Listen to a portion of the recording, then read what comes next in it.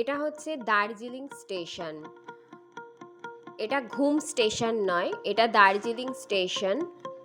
আমাদের ড্রাইভার তো বাতাসিয়া লুক দেখিয়ে হোটেল নিয়ে চলে গেল। ওকে অনেকবার বলেছিলাম যে ঘুম স্টেশনটা দেখাতে, ঘুম মনেস্ট্রিটা দেখাতে, ও দেখায়নি। হোটেল সোনালি থেকে যে ড্রাইভার আমাদেরকে দেয়া হয়েছিল এবং হোটেল সোনালির সাথে কি কথা হয়েছিল জানি না, আমাদেরকে বললো না আপনারা তো বলেননি, আমরা তো ডালি মনেস্ট্রি দেখিয়ে দিয়েছি, তাই এগুলো আর দেখাবো না। তো যাই হোক, আমাদের প্রথম দিনের ড্রাইভারটা খুবই বাজে ছিল, ভালো ছিল না। তাই জন্য আমরা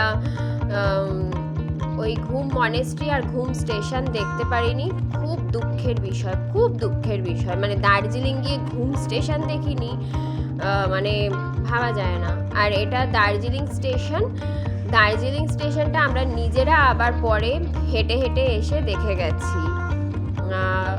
এখান দিয়েও টয় ট্রেনটা ছাড়ে, টয় ট্রেনে উঠিনি, চড়িনি।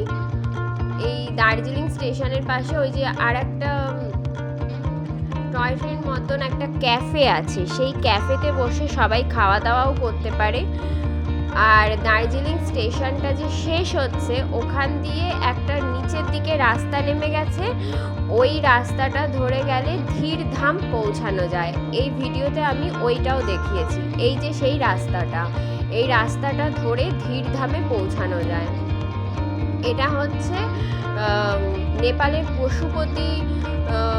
পশুপতিনাথ মন্দির যেরকম, এটার ভেতরটা নাকি সেই রকম শুনেছি, কারণ আমরা যখন গেছি তখন মন্দির বন্ধ হয়ে গেছে। বলছে আরও 1 ঘন্টা বাদে মন্দিরটা খুলবে, সন্ধ্যে 6টায় খুলবে, তখন আরতি হবে।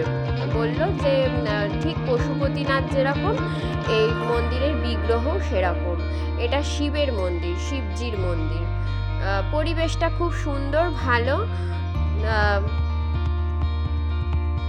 এই মন্দিরটাতে পায়ে হেঁটেই আসা যায় একদম। মানে দার্জিলিং স্টেশনটা শেষ হচ্ছে, তারপরেই মানে স্টেশনের পাশ দিয়ে যে নিচের দিকে রাস্তাটা চলে গেছে ওইটা। দার্জিলিং স্টেশনটা সত্যি খুব সুন্দর দেখতে, মানে এত পয় পরিষ্কার, ছিমছাম, বেশ ভালো লাগলো। আমাদের এখানকার স্টেশনগুলোর মতন নয়।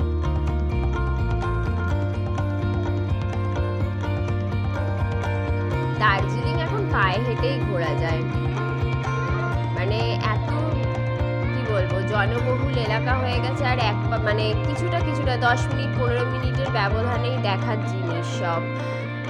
কিন্তু ওই চড়াই উতরাই রাস্তা বলে একটু প্রথমবার অসুবিধা হলেও নেক্সট টাইম থেকে আশা করি আর হবে না। ফার্স্ট টাইম দার্জিলিং সফর, একটু অসুবিধা হয়েছে। সমতলের মানুষ তো, পাহাড়ে গিয়ে চড়াই উতরাইতে একটু প্রবলেম হয়েছে। তার মধ্যে বৃষ্টি হচ্ছিল, প্রচণ্ড বৃষ্টি হচ্ছিল, মেঘলা ওয়েদার, প্রচণ্ড ভারী ছিল ওয়েদারটা। দেখো কুয়াশা কিরকম পড়ছে, ওখানে ভীষণ কুয়াশা পড়ে। মন্দিরটার পরিবেশ অত্যন্ত সুন্দর। আমরা তারপরে সারাক্ষণ মেলেই ছিলাম। ফিরে এসে তারপরে রাতের ডিনারটা এটা করলাম পদ্ম রেস্টুরেন্ট থেকে।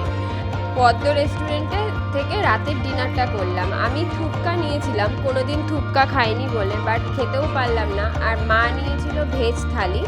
ভেজ থালিতে এত কিছু দিয়েছে, একটা পাঁপড় ভাজা, বেগুনি, ডাল, 2 রকম তরকারি, আলু ভাজা আর কয়েক রকমের সস। আর এই থুপকাটা বাবারে, তো আমি খেতে পারিনি। ওই ডিম ভাজার মাংসটা খেয়ে নিয়েছি ওপর দিয়ে, আর কিছু ভেজিটেবলস ছিল খেয়েছি, আর ওই মোটা মোটা চাউ সেদ্ধ আমি ভাই খেতে পারিনি। তবে স্যুপটা বেশ ভালো ছিল। আর এটা কি লঙ্কার আচার দিয়েছে, ভালো। এমনি পদ্ম রেস্টুরেন্টের খাওয়া দাওয়া ভালো, খুবই ভালো। চলো তাহলে, নেক্সট ভিডিও আসছে, টাটা।